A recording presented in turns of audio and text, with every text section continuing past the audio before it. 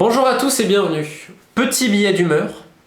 Je vais essayer de pas m'énerver, mais je vais pas y arriver. Parce que j'ai vu passer sur Twitter donc un extrait d'une émission de Canal+ hier, donc expliquant le potentiel rachat du Stade Rennais. Alors je n'ai pas d'infos, en toute chose. Moi je ne sais pas s'il y a rachat ou pas, j'en sais rien. Donc voilà. Mais je sais quand même qui sont les gens qui étaient à Londres avec François-Henri Pinault, donc Monsieur Olivier Létang, et Kia. Donc on va citer le journaliste de Canal hier, donc il y a le plateau. Et vous voyez, donc il me dit oui, alors c'est un très grand agent influent.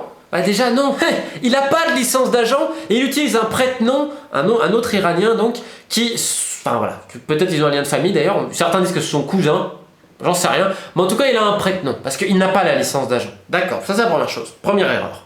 La deuxième, c'est de dire, ah oui, c'est un agent qui présente des investisseurs très sérieux, qui est dans le marché chinois, et puis très connu, voilà, il a fait Tevez, Mascherano, blablabli, blablabla. D'accord. Il présente des investisseurs très sérieux. Kia Jorapchian. Mais voilà le problème, c'est que ça, c'est une grande diffusion. Moi, il n'y a personne quasiment qui m'écoute. Alors je remercie tous les fidèles, mais vous êtes des braves, mais voilà, moi je suis sur là, au fin fond du monde, tout seul, en train de faire des vidéos comme ça, de 15-20 minutes, un peu entre guillemets pédagogiques sur quelques enquêtes qui te montrent une autre face du foot. Moi je ne compte pas, je suis de la merde, et à l'arrière je m'en fous complètement. Je fais pas ça pour être connu, vraiment pas. Je fais ça pour un devoir de vérité. Je me dis c'est pas possible. Moi j'ouvre les yeux. Tu vois, il y a naïf. Tu vois, c'est comme les mecs qui vont, admettons, dans un pays, on va dire, pas spécialement développé, ils sont en hôtel, etc., 5 étoiles, oh mais c'est magnifique. Oh les gens ils ont rien, ils te donnent tout. Mais mec, mais comment tu fais? Mais comment tu fais? Tu bouges pas ton gros cul de ce putain d'hôtel 5 étoiles et après tu dis oh la misère c'est magnifique. Ben c'est pareil, moi je pourrais pas parce que moi j'ouvre les yeux. J'ouvre les yeux. Et là sur Kia Jorapchian, donc on le présente un peu de partout. Alors oui, il est un peu borderline, on parle un peu de la TPO, donc je rappelle la tierce propriété, aujourd'hui interdit par la FIFA, mais on y reviendra plus tard dans le mois parce que peut-être qu'il y a une décision de justice en Belgique qui va peut-être nous ramener ça. Magnifique encore. Bref. Mais on le présente voilà comme un mec influent et comme j'ai envie de dire tous les 10 agents, c'est-à-dire des mecs voilà un peu avec l'argent etc. mais qui ont une capacité de pouvoir. On ne présente pas Kia Jorapchian comme un homme qui a 2 passeports différents, c'est-à-dire il a 2 dates de naissance et 2 noms de famille. Alors déjà on va m'expliquer comment c'est possible. Monsieur Kia Cavache, Monsieur Kia Jorapchian, comment il y a 2 dates de naissance, je sais pas. Ça c'est la première chose. Alors vous allez me dire comment je fais ça? Ben je cherche. Facile, tu lis les articles de la presse anglaise d'il y a 10 ans, il y a tout dedans. Parce que les Anglais, eux, savent qui est Kia Jorapchian. ils savent, vous savez, quand à l'intérieur de la pomme vous avez le verre, eux ils sont au courant, parce qu'il y a eu des dégâts terribles. Mais nous en France, soit on est con, soit on n'est pas exigeant, soit des fois je me demande, mais franchement j'en deviens parano, je me dis mais comment c'est possible? Mais comment c'est possible? Il n'y a personne qui va t'expliquer ces zones d'ombre, mais le mec il a été recherché par Interpol. On n'en parle pas. On dit ah mais non, il présente des gens très sérieux. Boris Berezovski, le parrain des oligarques sous Yeltsin, le mec qui est impliqué dans la guerre Tchétchénie et dans plein d'autres trucs. Putain.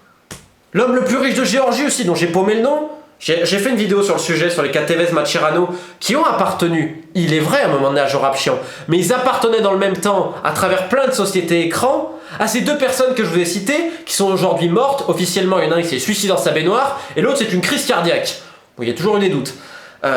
Ok, d'accord, mais très bien. C'était des hommes, donc oui, des oligarques, qui ont été impliqués dans plein de trucs plus ou moins louches. Alors après, comment savoir le vrai du faux, tu sais pas.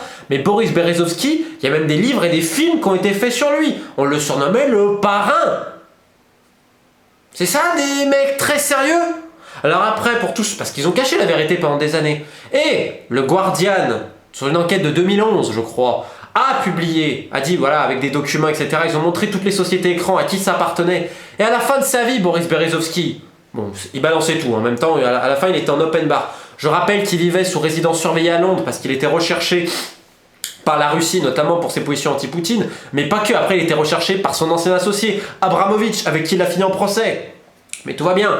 Je rappelle aussi que la personne, le journaliste qui a énormément écrit sur Berezovski et tout ça, un jour, il sort, je crois, du boulot à Moscou, et hop, il a pris une rafale de balles en pleine tronche qui vient d'une bagnole.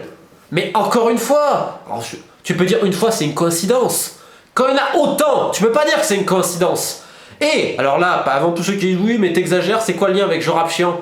Eh mais les gars, le Géorgien il l'a dit dans plusieurs interviews, c'est mon ami, machin machin. Et après, donc, comme je vous dis, ils ont caché ça, ils ont dit oui ça appartenait à Jorapchian. Ça appartenait pas à Jorapchian. Parce que oui, à la fin de la vie de Berezovski, dans le procès, et bah, ça a été voilà. Son avocat dit oui, mais machin, en fait, ça lui appartient, ces sociétés-là. Ah ouais, merde, et ça appartient aux Géorgiens. Ah merde. Donc en fait, ça appartenait pas à Jorapchian, ça appartenait à deux oligarques qui sont liés de près ou de loin au trafic d'armes mondiales, de drogue et de blanchiment d'argent. Bah, bien. Et donc ça, c'est Kia Jorapchian. C'est pas autre chose. Attention, j'ai pas dit que Kia Jorapchian est impliqué dans ces trafics. J'ai dit une seule chose. J'ai dit qu'il a fait un business avec ces deux personnes-là qui, eux, avaient des liens avec ça. Ne me faites pas dire ce que je n'ai pas dit, parce qu'il faut toujours soigner les mots.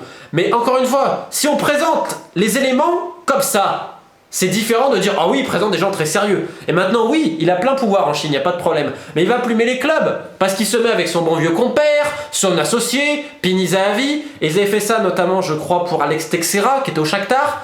C'est-à-dire que d'un côté, tu as Zahavi qui va représenter une partie, je ne sais plus si c'était le Shakhtar ou le club chinois, je crois qu'il représentait le Shakhtar. Et de l'autre côté, son associé, il représentait l'autre club et le joueur. Ça fait qu'ils ont tout gagné, ils ont tout gagné. Et ils ont joué au chat à la souris et ils ont plumé les deux, notamment le club chinois.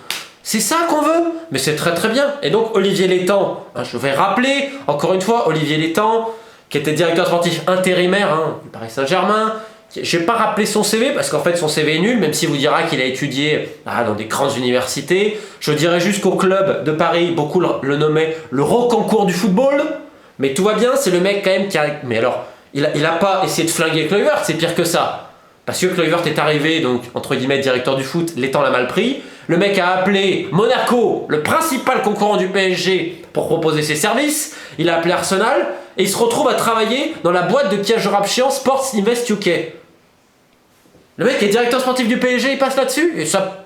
Rien. Il a une énorme interview à l'équipe, la première fois qu'il y a quasiment un mec à autant de place, il n'y a pas une question sur Kia Jorapchian. Donc au bout d'un moment j'en ai marre, mais j'en ai vraiment ma claque, parce que est-ce qu'on veut pas montrer les autres nombres dans le foot? Je sais bien que c'est magnifique pour plein de gens, mais le foot d'élite, moi je parle, si on voit pas qu'il est infiltré par des personnes qui n'ont rien à voir avec le sport, c'est qu'il y a un problème. Donc voilà, j'en ai marre, et Canal, si vous essayez de traiter honnêtement la chose, Kia Jorapchian, vous pouvez pas dire qu'il amène des gens sérieux. Et il y a plein d'exemples.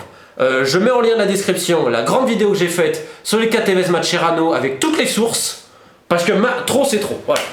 Bonne journée à tous et bonne chance à tous les gens qui aiment le Stade Rennais parce que je vous plains.